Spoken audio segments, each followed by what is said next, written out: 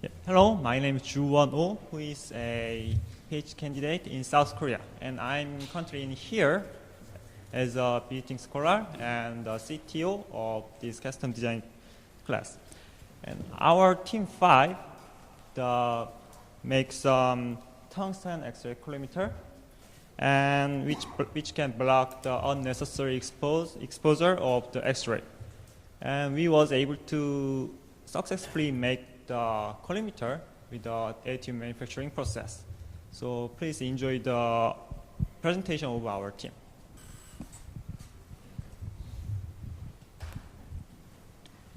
Hello.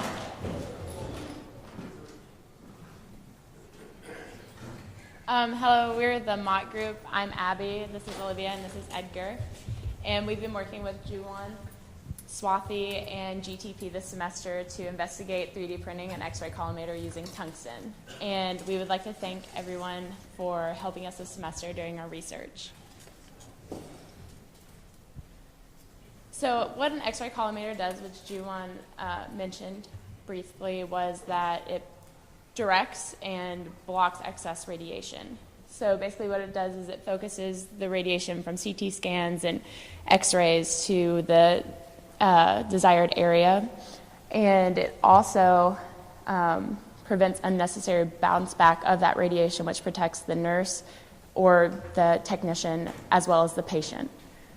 What our edge is over the competition is the fact that we're able to achieve complex and customizable geometries, which can open doors later on for us in the medical field that we're not able to attain right now.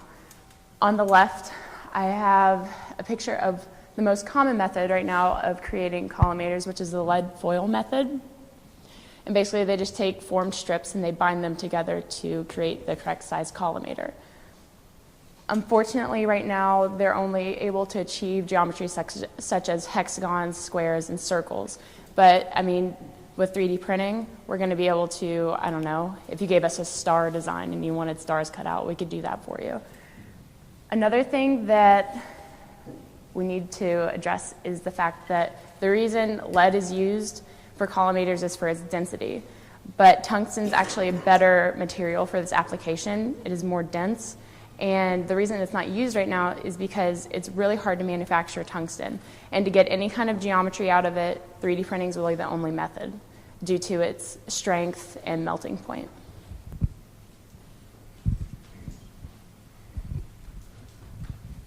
Hello. Some key design considerations we made when designing this beta prototype were septum walls.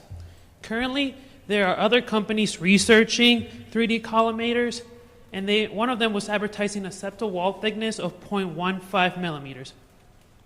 We tried to match that during our alpha prototype, but unfortunately, due to time constraints and the limited power of our 3D printing machine at the time, our builds failed.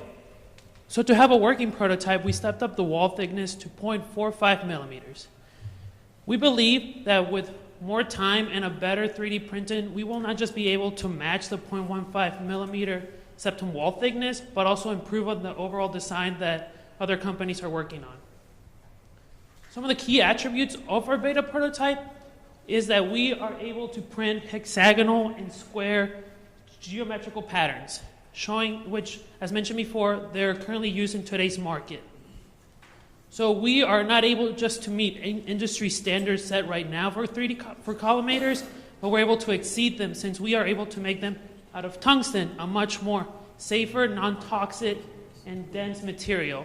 So our collimators right now that we're able to print do exceed the ones out in the market.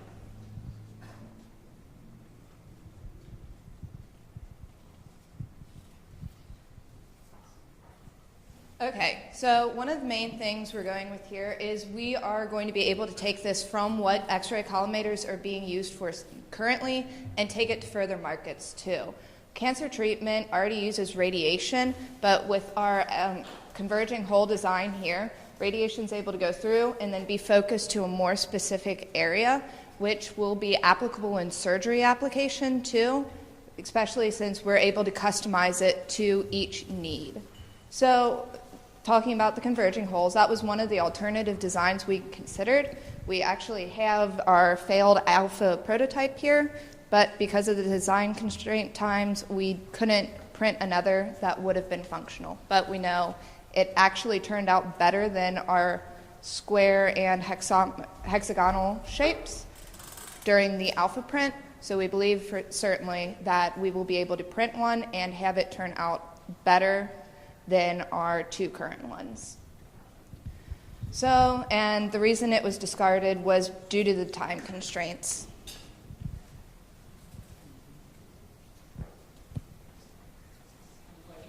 I believe you. So where we want to go with next is, while we do have two of them printed here, we want to be able to test these. The math says that these design parameters should be fine. Well, once we're able to do another print with it, thin down the wall thickness, that it'll be meeting the standards. But the only way to fully know is to test it. So to do that, we need access to an X-ray machine and an X-ray doximeter, and all that does is just measure radiation. We need to be able to measure the radiation that goes through and also what's bounced back, because the bounce back is one of the main components that we want to focus on here. So, and because we're preventing any bounce back, this will also help any radiologist who's exposed to these types of X-rays on a normal day-to-day basis.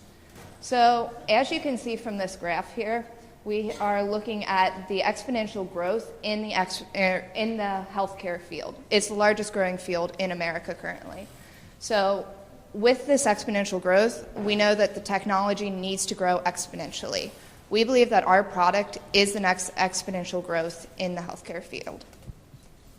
Thank you.